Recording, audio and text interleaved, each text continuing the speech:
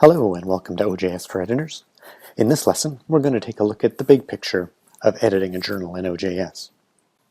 The process of publishing an issue can be broken down into four basic stages. First, the author submits their manuscript.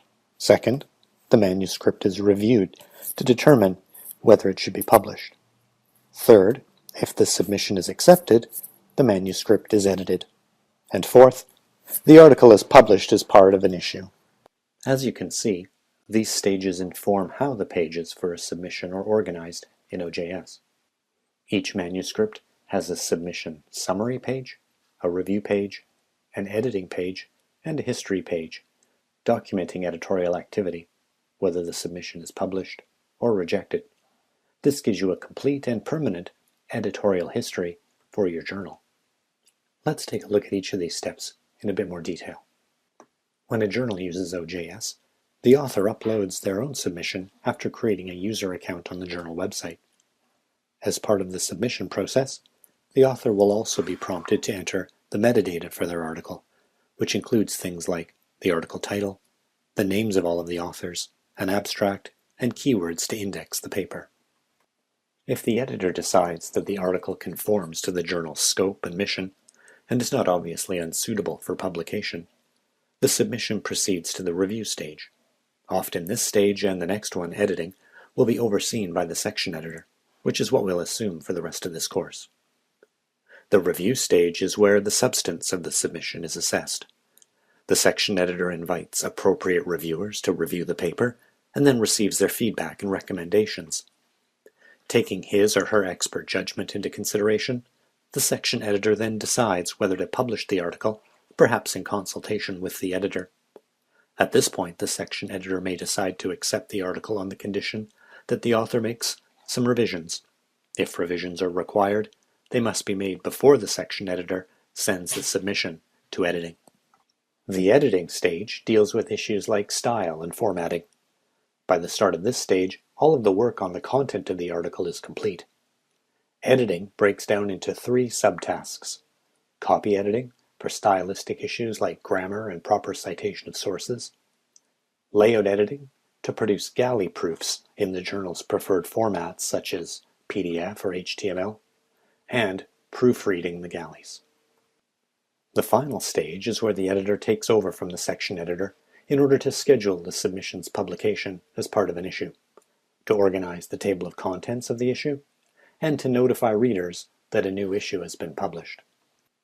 When getting familiar to the workflow in OJS, it can be helpful to identify some of the key tasks that take place inside of the OJS system and the other tasks that will be performed outside of OJS.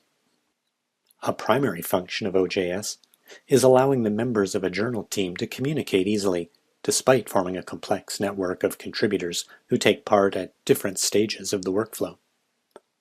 OJS allows the journal team to interact around various versions of the manuscript by uploading and downloading the appropriate version for a task.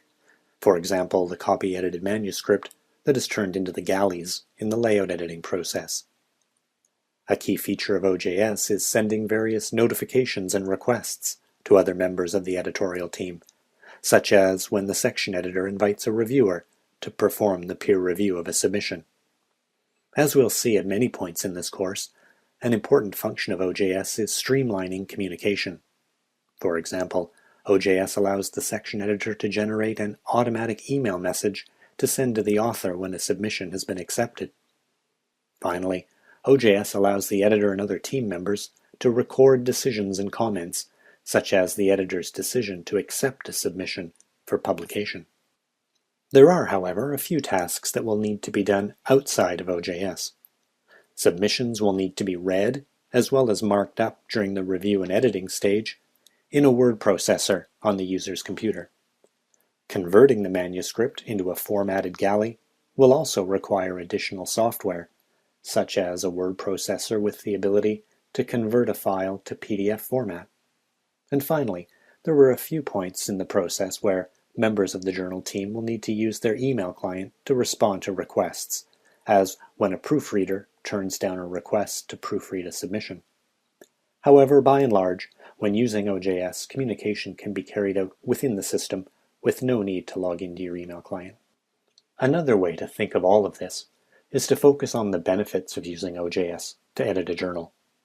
Among the features that save the editor time are the ability to automatically maintain contact lists of reviewers, authors, and other users, the ability to generate form emails automatically, the ability to keep track of completed tasks and work to be done, and the ability to maintain complete, well-organized records of the entire editorial process, from submission through peer review and editing to publication. Once you're familiar with it, the OJS workflow can save the editorial team a significant amount of production time, which helps to keep down the cost of running your journal. Thanks for watching this video, and we'll see you next time.